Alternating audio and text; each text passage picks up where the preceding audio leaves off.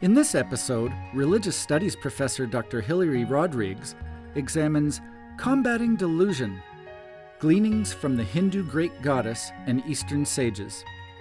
In her mythic exploits and theologies, the Great Goddess is identified as Maya, the very power that enmeshes humanity in delusion. Thus, the Eastern philosophies of liberation symbolically entail combat with the goddess. Is defeat inevitable? In this talk, Dr. Rodrigues promises a visually engaging and thought-provoking journey through Eastern mythology and religious philosophies, and how we quest for meaning in our lives. Freedom from delusion is not guaranteed. I've really enjoyed the intriguing research that my colleagues have presented at these public professor events over the last months and years. Many profs talked about how they involve students in their work. And my talk today is really not substantively about student engagement. So before I launch into it, I thought I might talk a bit about some of my other projects that relate to students and pedagogy. I work in an area that's really quite misunderstood, both by the public and even by many of my non-departmental colleagues. So I write books to inform students and others about the discipline of religious studies. So for instance, my colleague John Harding, who's here today, and I have written a primer on the field of religious studies. In our discipline, we attempt to study religion, all religions, and anything religious, as objectively as possible, in order to better understand the human religious impulse. Together with my former colleague, Tom Robinson, recently retired, who spoke 2 years ago at Public Professor, we have also written an introductory text, a study of the major religious traditions of the world. And this world religions text has been used for over 15 years by our department members and others, including former students who have gone on to be professors elsewhere. That book has a chapter by another colleague, Jim Linville. Jim, together with Dan Johnson, is one of the patriarchs and architects of Public Professor, which initially started in the form of newspaper columns in the Lethbridge Herald. Another text of mine introducing Hinduism has been quite well received by profs who have adopted it for their classes. And I'm happy to say that the publisher would like to produce a new edition of this book, and our other publishers would like new editions of all those previously mentioned volumes. So refining and updating textbooks will continue to occupy much of my time. I'd like to tell you one more pedagogic activity besides textbooks.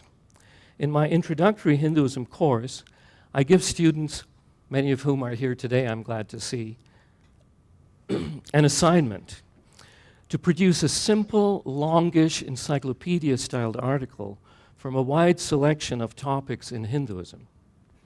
If they are of sufficiently good quality, I post their articles on mahavidya.ca.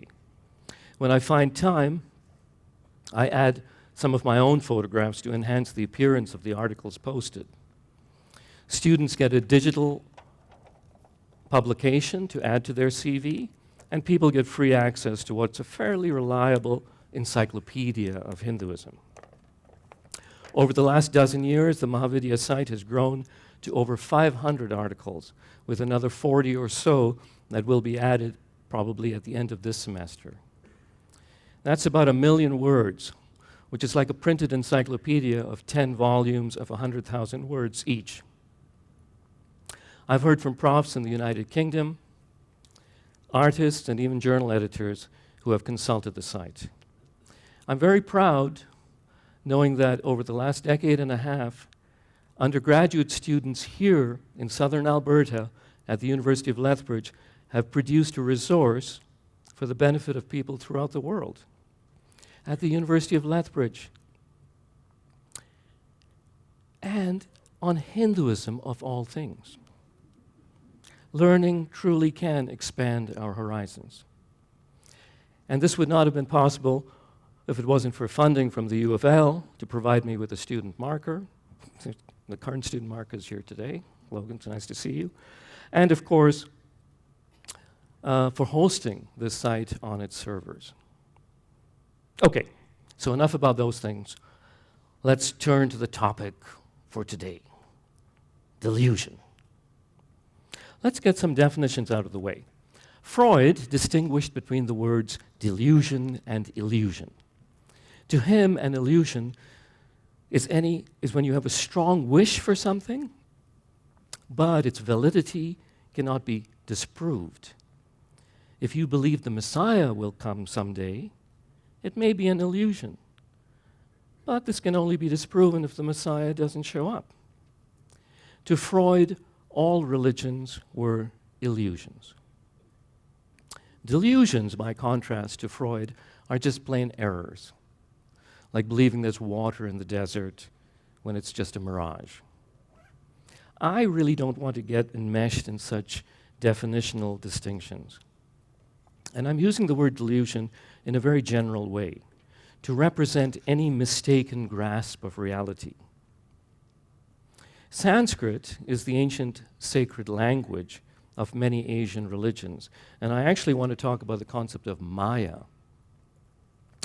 We often use the word illusion when referring to visual deceptions like optical illusions, and I'm not talking about that sort of thing. So I've used the word delusion rather than illusion as a translation for the Sanskrit term Maya.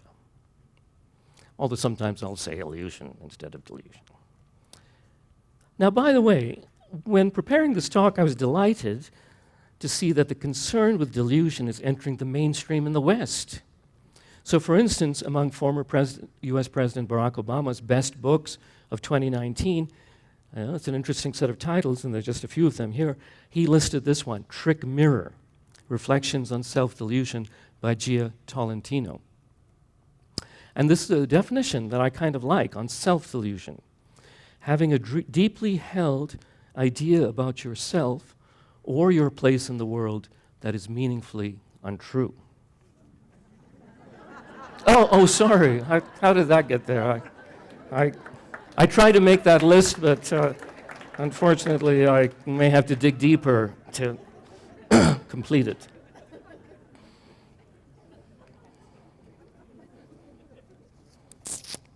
Terrible. If you believe that human activity is not affecting the rate of global warming, and it actually is, you're deluded. If you think that people you elect will work for the good of society, and you realize that they're just looking out for themselves and their cronies, you have been deluded. If you think there are many gods and there is only one, you are deluded.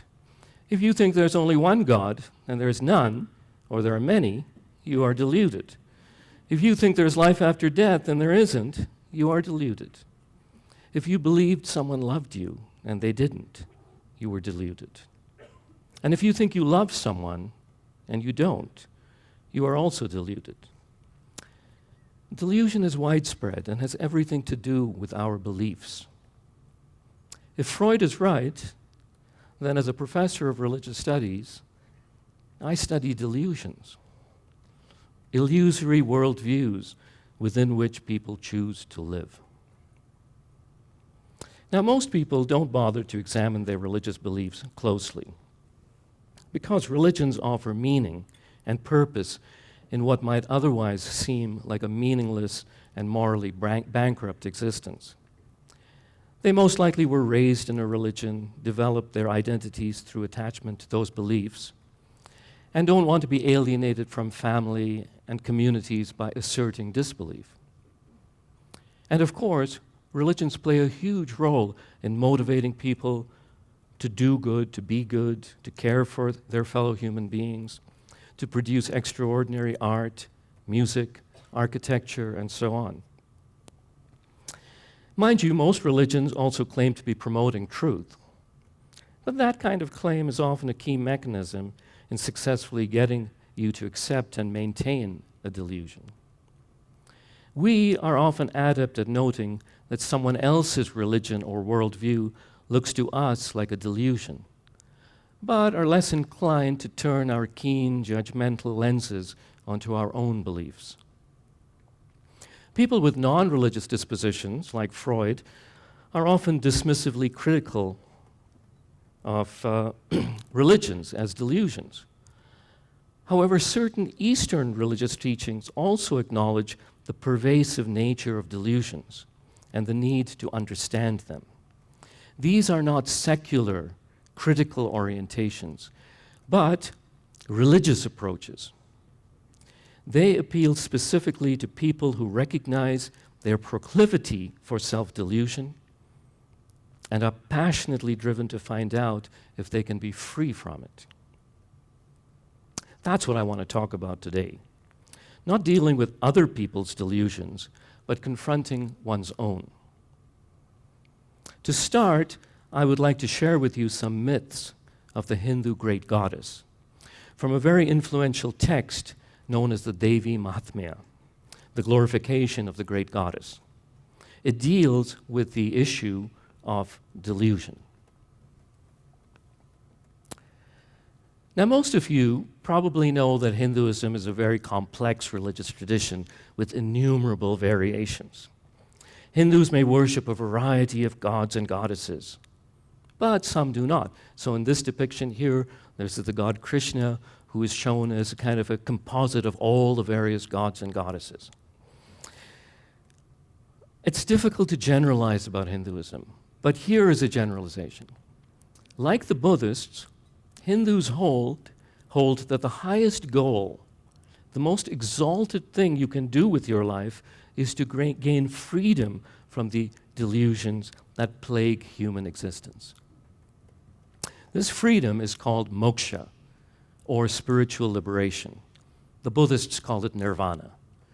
Moksha is valued because the collateral damage from illusions or delusions is everywhere visible to us, in our personal relationships, in the workplace, in the actions of many political leaders, religious authorities, the business world, and so on. Delusions may offer us temporary solace, but ultimately amplify human suffering. So let's turn to the goddess and the stories in this goddess scripture and the stories it tells, because I promised you I'd tell you some myths, right? The Devi Mahatmya begins with the story of a king named Suratha, who ruled his kingdom righteously. However, attacks by some upstart enemies weakened his power, and he found that his ministers began to eat away at his kingdom from within. Troubled and confused, on the pretense of going off on a hunting trip, he rode off into the jungle, abandoning his kingdom. He rode deep into the forest until he chanced upon the hermitage of a sage named Medhas. He noticed that wild animals wandered about peaceably, and seeing that many others had also found refuge there, he decided to hang out in the hermitage until he was able to calm his restless mind.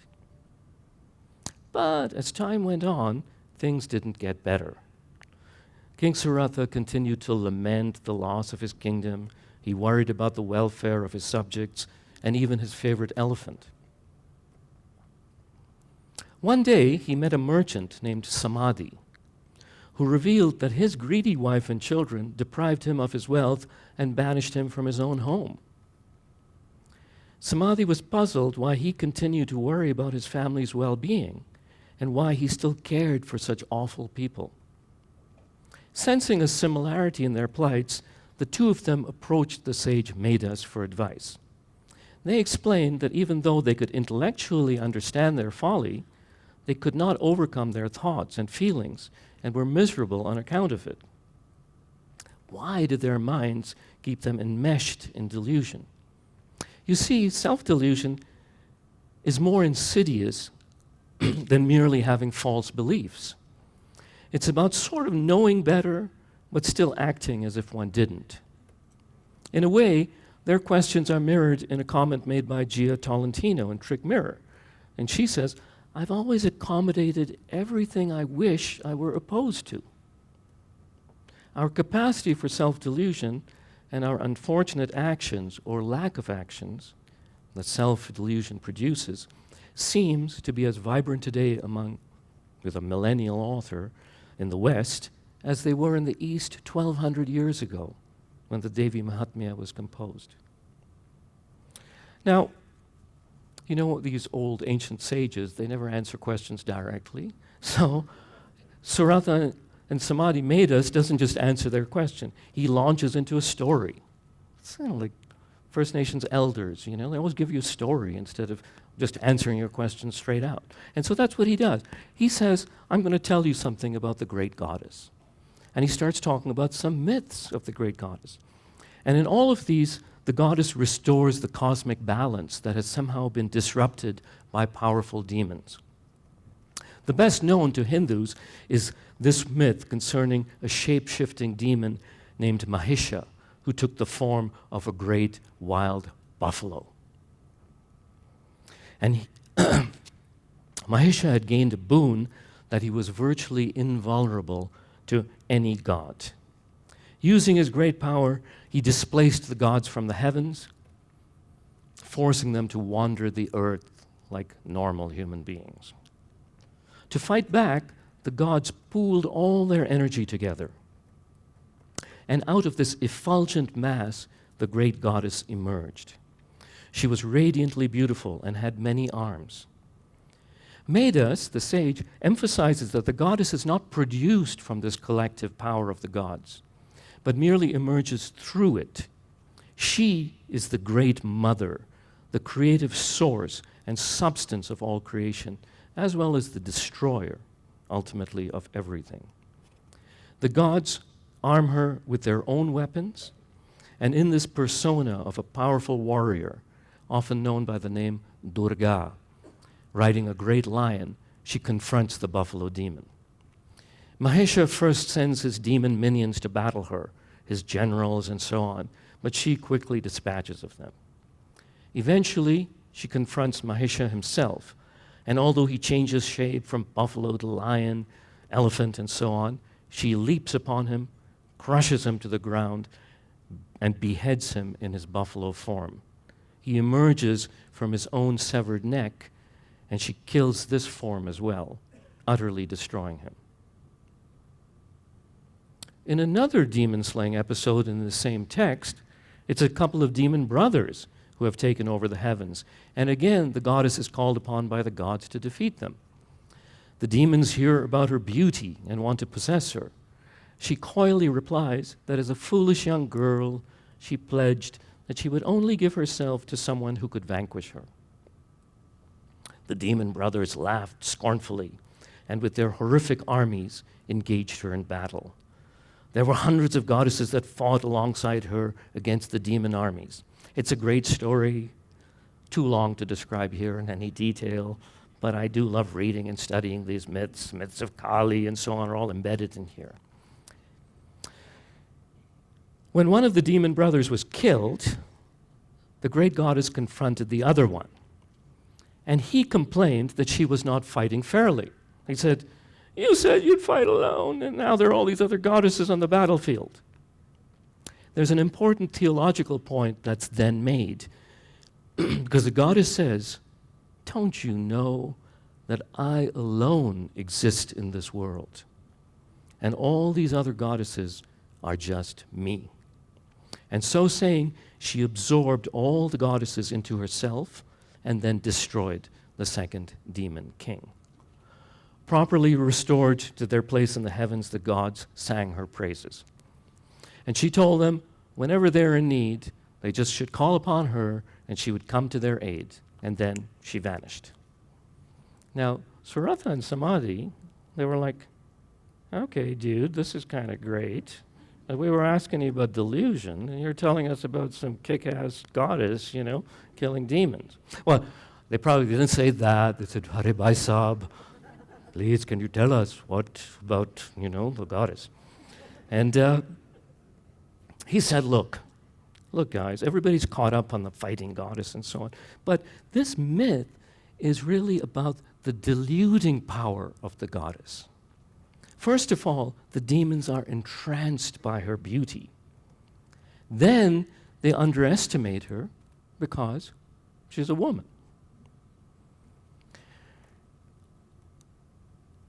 It's their arrogance and egotism that gets the better of them. Vedas explains that the goddess is best known not just as Maya, but Mahamaya, the great power, the supreme power of illusion. All power comes from her. And it is pride and egotism that's the ultimate downfall of those who think that they are the agents of their own success. All demons have the power of deception and delusion, which is how they acquire their great status in the world and the heavens. But Mahamaya's power is infinitely greater, since it is the source of all delusion. This is a fascinating religious worldview, because it frames the very substance of the creation as fundamentally illusory. Deluding others and being deluded is something of the norm in our lives. Maybe the Nobel laureate Bob Dylan was right when he sang, perhaps pessimistically, "There are no truths outside the gates of Eden." Now, I'll come back to the goddess later in this talk. While Medas was an ancient mythic sage, another related branch of my research is centered on a more contemporary Indian philosopher teacher named Jiddu Krishnamurti.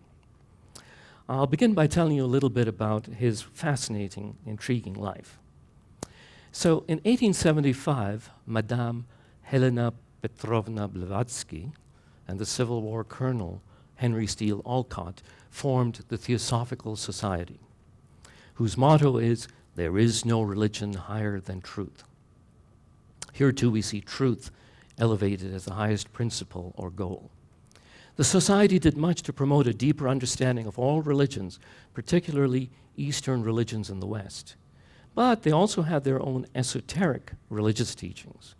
Among these was the idea that the great religious teachers of antiquity, such as the Buddha, Jesus, and Muhammad, were moving humanity along a path of spiritual evolution. It was time for the next world teacher to make an appearance, and the Theosophical Society would groom the physical vehicle for what they called the consciousness of Lord Maitreya. Here's a depiction of one of the depictions envisioned ideas of what Lord Maitreya might be. Maitreya is said to be the highly anticipated teaching Buddha of the future. Krishnamurti, the son of a theosophist, was selected as a 14-year-old boy and underwent a complex education as he was groomed to be the physical vehicle for Lord Maitreya's consciousness. Since the Theosophical Society was highly influential among the wealthy, Krishnamurti's youth was immersed in the lifestyle of British nobility.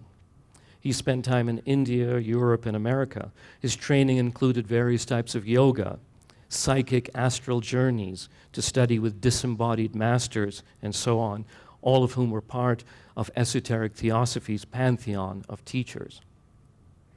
A special subsection of the Theosophical Society, called the Order of the Star, was formed of members readily awaiting to follow his teachings.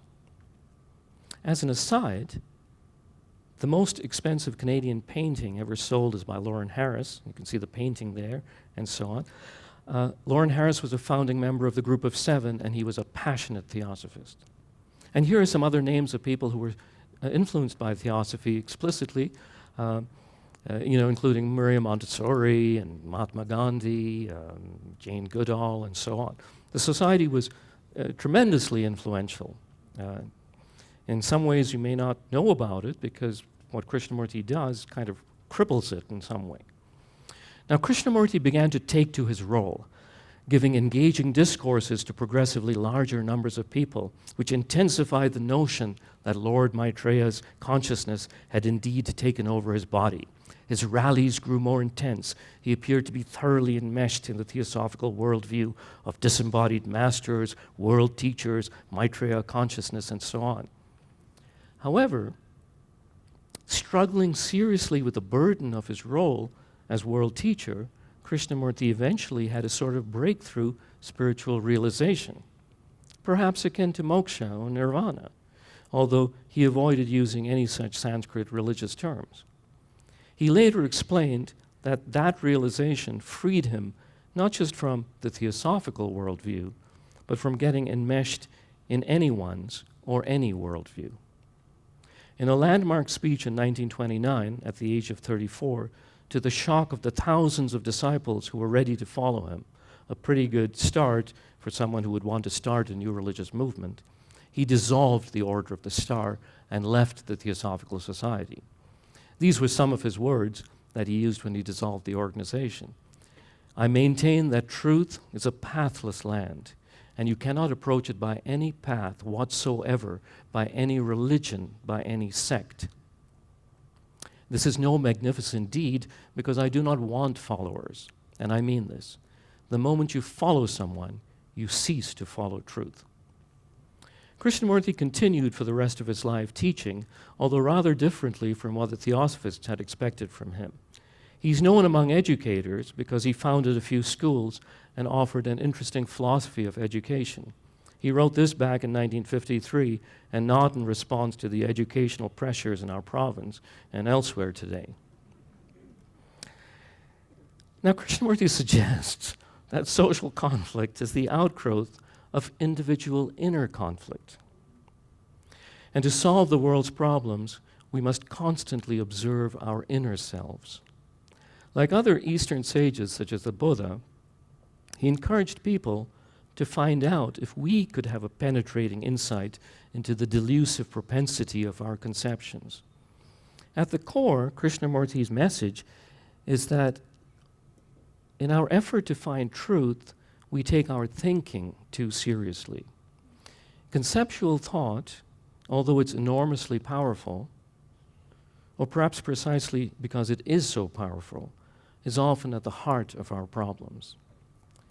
In addition to his contributions to education and psychology, Krishnamurti is centrally a religious teacher, even though he was a trenchant critic of organized religion and blind belief in gods, rituals, and spiritual teachers, including himself. This is why he interests me professionally. Here's a quote on what to him is real religion. So the mind, which would discover what the true religious spirit is, must be in a state of revolution, which means the destruction of all the false things which have been imposed upon it, either by outside pressures or by itself, for the mind is always seeking security. So to Krishnamurti, true religion is not like finding the best medicine for your illness. It's about being so healthy that you don't need any medicine. True religion is freedom from all the comforting conceptions, not the replacement of one set of false beliefs with another set of comforting falsehoods. Now, Krishnamurti traveled a relentless worldwide circuit and spoke an average of 175 times a year to crowds ranging from 50 to 8,000 people. In their primer on philosophy, Troxell and Snyder suggested, quote, future generations will regard Krishnamurti as one of the major philosophers of the 20th century. During his lifetime, Krishnamurti had notable conversations, friendships, and evident influences on many renowned figures, such as the politicians Nehru and Indira Gandhi, the religious studies scholar Houston Smith, authors such as Aldous Huxley and Henry Miller, and even the theoretical physicist David Bohm. Incidentally, I just heard there's a film on David Bohm that's supposed to be coming out in about a month or so, and there are some sections on his relationship with Krishnamurti. When one considers Krishnamurti's high profile while he was alive, and here are just some quotes of a variety of people who liked him. So he had such a high profile. To outward appearances, he seems to have left behind not much of a legacy. It's been about 34 years since his death in 1986, and I sense that not many people who are young, maybe not this crowd, know much about him today. In part, I think it's because Krishnamurti did not want followers or religious organizations forming around him. He said, all influence in the quest for spiritual realization is evil, including being influenced by him. But there are evident influences, and my newest project is to uncover traces of his teaching within certain modern spiritual movements. So, for instance, Krishnamurti's message of disdain for organized religion is mirrored in a large swath of American society. In a recent Pew Research poll, a quarter of the American population prefers, as a means of self-identification, the moniker spiritual but not religious, SBNR, or spiritual but not affiliated, SBNA. Sometimes they call themselves nuns, but N-O-N-E-S, not N-U-N-S, right? Nuns and so on. This 25% is higher than the distribution of Protestant Christians in the United States. And I imagine such a distribution is mirrored in Canada and other Western societies. I mean, we've got one of the foremost Canadian sociologists of religion in this room here. Reg, I don't know if you probably can confirm that. Your last book was a few years old, but it did show this trend that SBNR is in fact growing in much of the Western world. Now that spiritual SBNR category is pretty amorphous and big and so on. By the way, the people who opt for spiritual often do so because to them religion carries negative connotations, including blind faith or herd-like mentality. They may not want to be associated with organizations that have a history of violence, abusive behavior, secular concerns with social status, political power, economic aggrandizement, and so on. Now, a subset of this SBNR group is made of people who are deeply committed to attaining a pivotal realization, a psychologically transformative insight of the sort to which Krishnamurti points. I call this group the contemporary non-dual spirituality movement. It's non-dual because the liberating insight apparently frees one from the dualistic divisions that conceptual thought generates.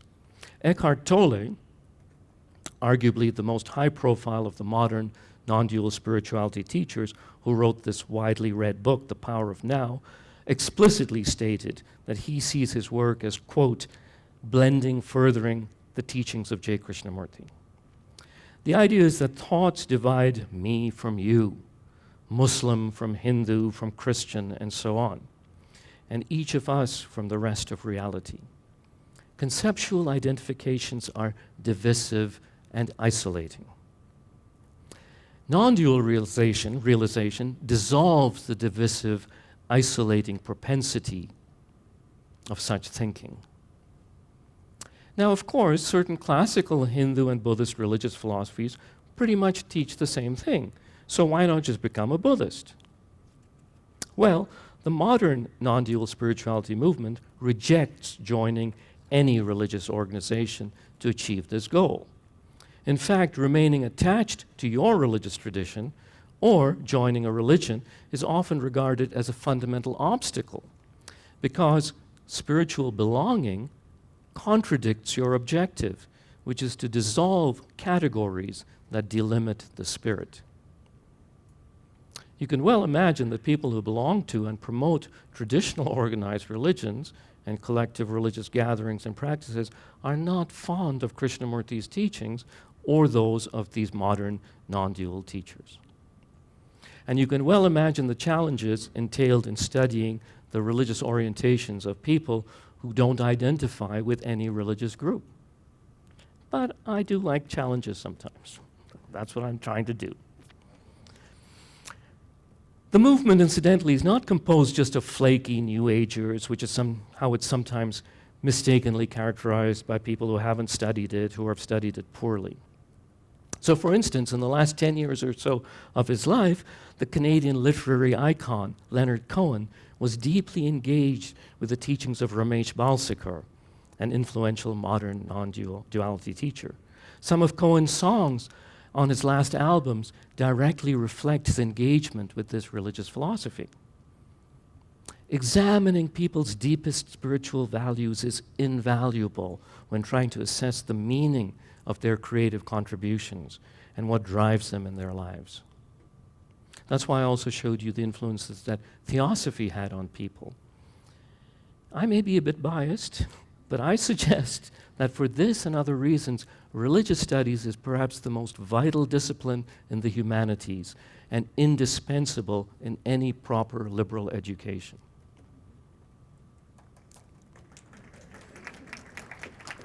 Thanks to the religious studies crowd over there.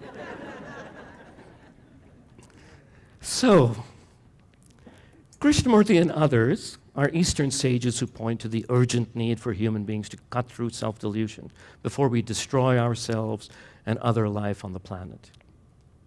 But if our propensity for self-delusion is personified as the great goddess, Mahamaya, who is the root cause of everything, isn't this combat with delusion ultimately futile? Many Hindu followers of the great goddess would seem to think so. If we return to the story of Surata and Samadhi, the bewildered king and merchant ask the sage, they go, well, what's the solution to self-delusion?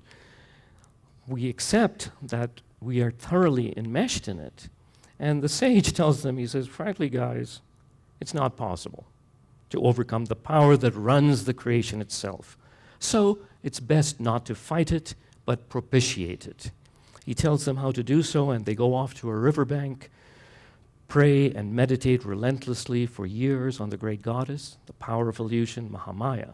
Suddenly one day the goddess appears to them and grants them a boon.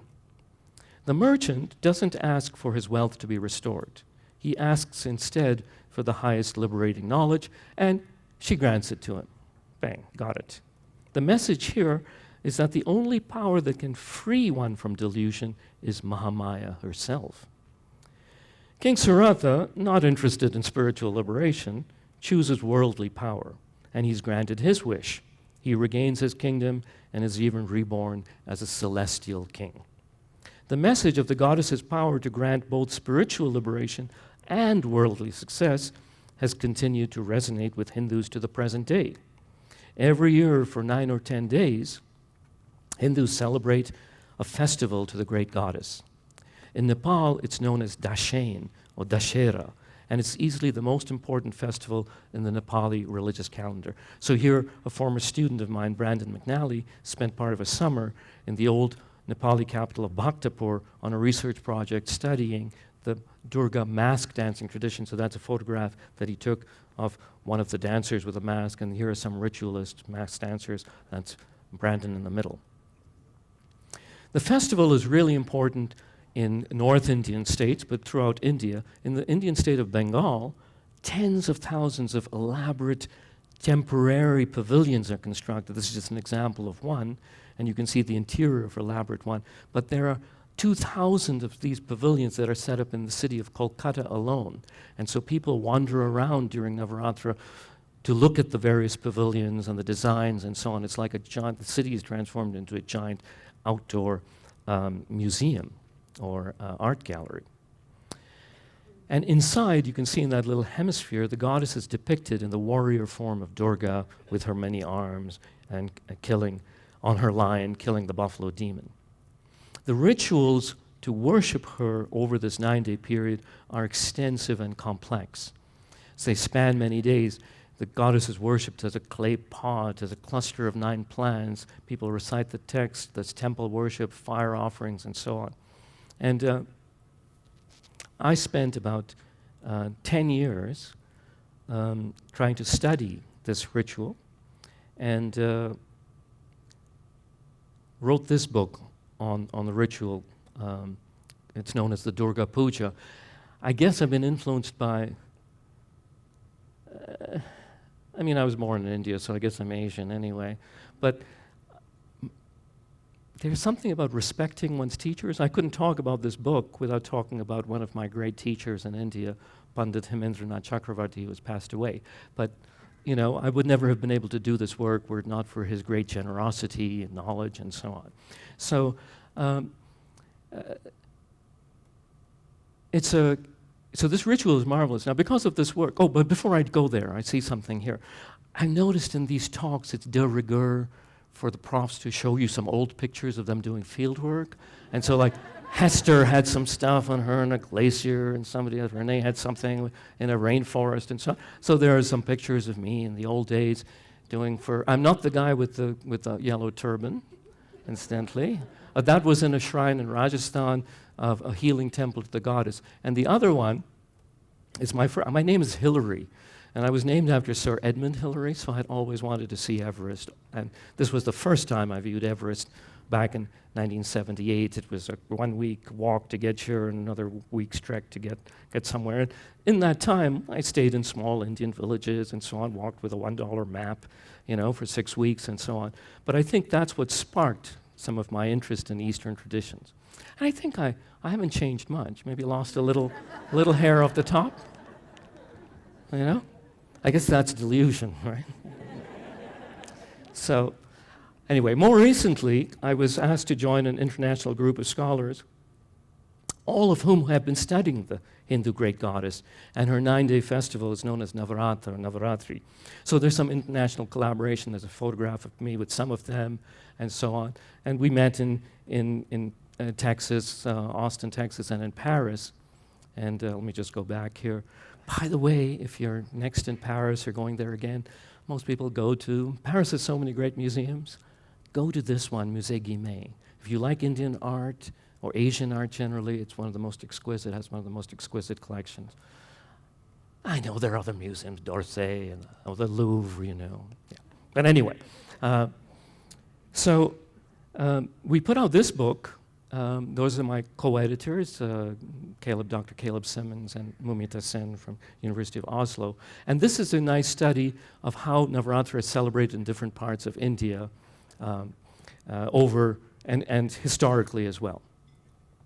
Now, I'm currently working on a project on the history of the goddess Durga, mining through Sanskrit texts of various types, ritual manuals and so on, and correlating it, because Indian history is rather difficult to kind of get at, correlating it with iconography and inscriptional stuff. And you can see Durga has been worshipped for a long time through different dynasties and different parts of the world, in Java and Nepal, in Cambodia, as well as India, and so on. And so that's kind of my current project, is actually working through this comprehensive history of the goddess Durga. Now, just as an aside, not only is the great goddess meaningful to 1 billion Hindus, I'll just go back here, sorry. Lethbridge is home to a Hindu population, but also to the largest Bhutanese population in Canada, most of whom are Hindus. I think you'll agree with me that there's value in getting to know the religious values of our fellow citizens, both globally and locally. People sometimes ask me, how could I be interested in Krishnamurti's philosophy, which dismisses traditional religion and all ideologies, and simultaneously study the great goddess, whose followers seem to believe in shape-shifting demons, multiple deities, blood sacrifice, and so on? And I guess my answer is that, first of all, I don't only study things that I believe in. But another answer I sometimes give is that when I go to the movies, I like to be drawn into the world of sorcerers and superheroes, evil villains and droids. It would ruin the experience if I were laser-focused on the blank screen upon which are projected the illusory worlds that have been created for my enjoyment, making me laugh, cry, or squirm with suspense. But it would be just as problematic were I to believe that the illusory worlds on the screen were real. Krishnamurti and other Eastern sages urge us to be relentlessly aware of the blank screen of our pure awareness, upon which the deceiving ideas about ourselves, others, and the world are constantly being formulated. Their teachings are less about critiquing what others believe and more of an invitation to be vigilant about one's own delusions that are created and reinforced, as they are created and reinforced. The goddess, by contrast, is envisioned as the power that lures us to delight in the cosmic play of those formulations, for she is the supreme creatrix of those beguiling beliefs that ensnare us. Leonard Cohen's non-duality teacher, his teacher's teacher, Nisargadatta Maharaj, put it very poetically this way. He said, "Wisdom says, I'm nothing." That's kind of the Krishnamurti take a little bit. Love says, I'm everything. That's more the goddess. And between these two, my life flows. If you think you can be free of all delusions through the dint of your own effort, when in fact you cannot, you are deluded. If you believe you cannot be free from delusions except through the grace of some divine agency, when in fact you might be free through your own diligence, you're also deluded. Here's what Gia Tolentino had to say in an interview about dealing with self-delusion. Since all women embody aspects of the goddess, and Tolentino's parents were from the Philippines, she's a bit of a goddess and Eastern sage combined. She said, I think the opposite of self-delusion is self-interrogation. And I would imagine that freedom from self-delusion is a state of clarity and humility, and a galvanization to do justice to the basically unbelievable fact of being alive. I have to concur. I think that both Krishnamurti and the goddess would agree with the value of such humble inner attentiveness, since it is a form of devotion to one's own consciousness, which is the fountainhead of self-delusion. Of course, I could be quite deluded in thinking that. Thank you.